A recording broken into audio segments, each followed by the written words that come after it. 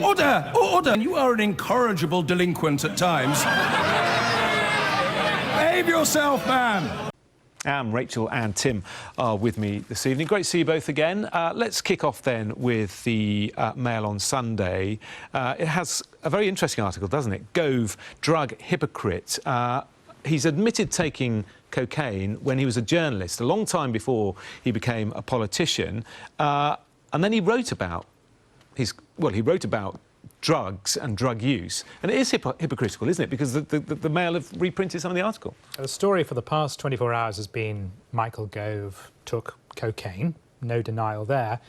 Well, how this moves it on is it is said that just hours before he went to a cocaine-fuelled party... It's always fuelled, isn't it? It's always fuelled party. It's a fuelled party. Before he went to a cocaine-fuelled... I'm on gas myself. Before they went to a cocaine-fuelled party, he wrote an article for The Times in which he talked about a Channel 4 evening that was being set up, which he said risked glamorising drug use. And in the piece, as written just before this party and published the morning after, he appears to launch what people are saying is a hypocritical attack upon middle-class drug users. But although that is the headline in the Mail, it is worth reading the article in full. If he had gone away and written one of those stereotypical Daily Mail-style articles of drug use is evil and the people who take them should be strung up, then I could understand that. But this is a rather more balanced one, which is written almost, it seems to me, with an eye to, in the future, what happens if I'm ever asked about my own personal substance use. Because he says, and I quote, "There is no greater sin in journalistic eyes than hypocrisy. It justifies a score of tabloid stings, 100 broken careers. How dare the minister endorse family values while himself straying?" But he goes on to add, "There is a greater sin than hypocrisy. It is the refusal to uphold values because one may oneself have fallen short of them." So the argument is that whatever the politician or the journalist may have done in their own private life, hypocrisy is the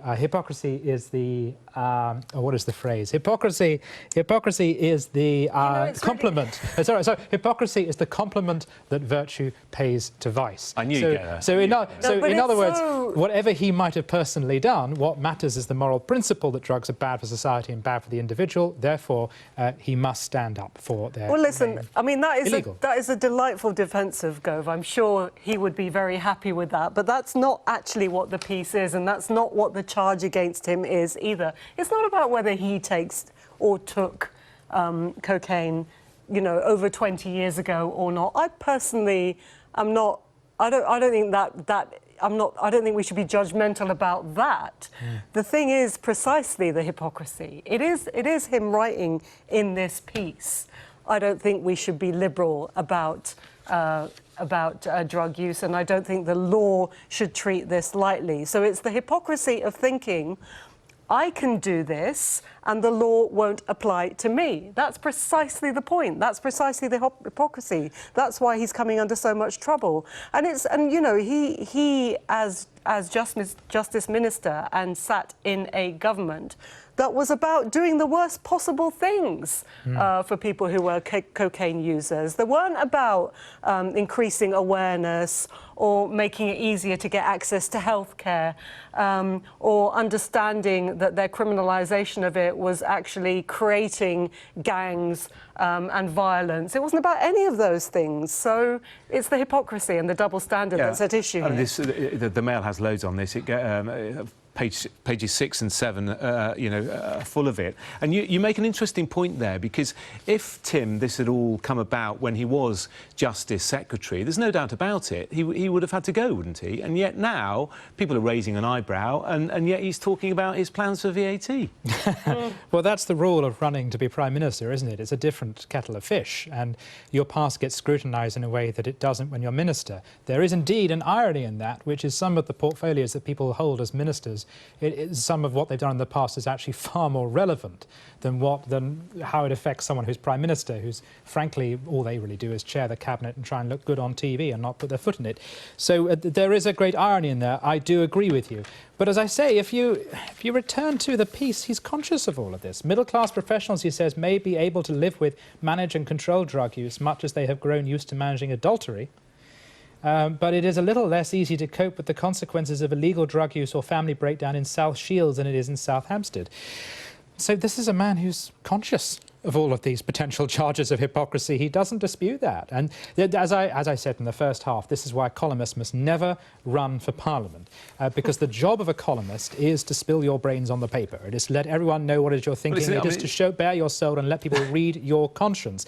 And here he is laying it all out for us. It's there here in this article 20 years ago. Yeah, well, it's a very interesting theory. I was under the impression that he'd been saying that when he was taking cocaine as a journalist, he had no intention of ever becoming a politician, let alone running for Tory leader. But there we are. Let's look at the. Then what's the point of writing a column like that? Let's have a look at the front of the Observer.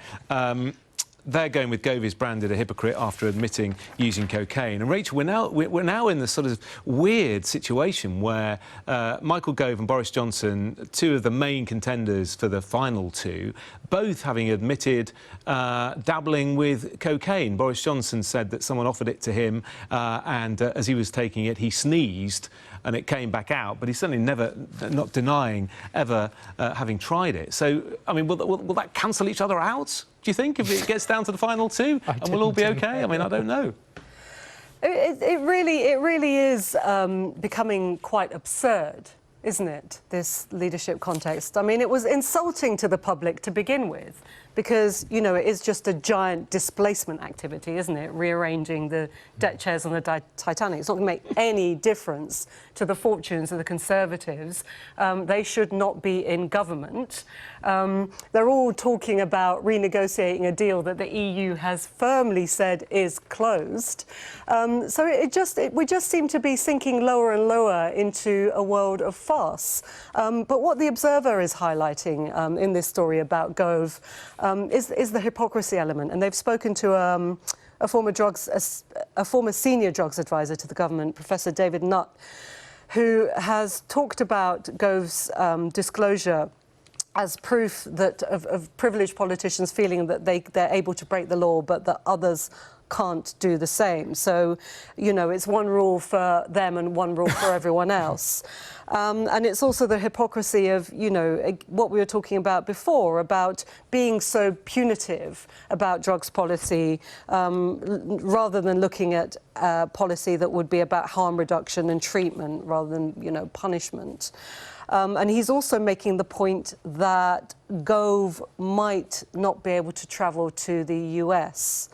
Yeah, it's an interesting line, that, isn't it? Well, he's basing it on the fact that Nigella Lawson had a travel ban to the US in 2014 when she admitted cocaine use. Yeah, yeah. And given, of course, the attempt to ban travel from certain Muslim majority countries to the United States, which tends to affect poorer people, it does seem only fair that that should be upheld against rich people who have admitted illegal activity in the West.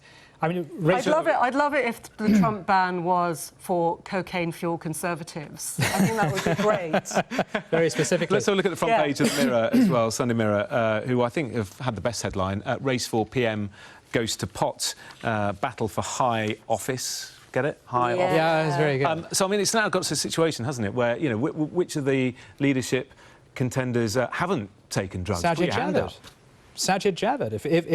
If a drug-free Prime Minister is what you're looking for, Sajid Javid will only admit to having occasionally smoked ordinary cigarettes, and he enjoys the odd, as he put it, cheeky Nando's. And today, of course, he got the endorsement of Ruth Davidson, which... He did indeed. Is this some elaborate way of getting the bar to drop even lower by just saying, well, this one didn't take drugs? Well, they're great. There is an argument for saying that Michael Gove stoned is still a better man than Jeremy Corbyn sober. And of course, what this lot are trying, That was weird and didn't work. Didn't achieve anything. Jeremy Corbyn, of course, has said that he's had a very normal life. He's never taken drugs at all. He's had a rather normal life, is what he said today. I mean, you know, in all seriousness, where's this? The leadership contest starts on Monday. Will we still be talking about this time next week, do you think, or will we have moved on to the next greatest scandal or leak or whatever it might be? Possibly. I think it's the hypocrisy charge. I think it's where Rachel's absolutely right. It's the hypocrisy charge. That's what could take off. It's also that there is in many people's minds a distinction between, frankly, cannabis use at university, which is what Andrea Leadsom, for instance, has admitted to, and the use of cocaine, which a lot of British people see as a decadent party drug of the rich, rightly or wrongly. And also it is that some of these men have held positions of state in which they have effectively upheld a legal system which clamps down very hard on poorer people who get caught doing this, whereas the idea that they might joke and laugh about it, which admittedly rather badly we've just been doing, and get away with it, that doesn't seem quite fair. That rankles with some people. So a lot of British people outside of journalism and the media and politics do take this aspect of the law very seriously. Yeah, and quite rightly so. And that's the point, isn't it? That the Tory grassroots, you know, many people will be looking at this sort of in disgust. They might not. I don't really know what the polling is on, you know, the conservative base with drug use, but certainly, as Tim says, it is frowned upon. There was a YouGov poll, wasn't there?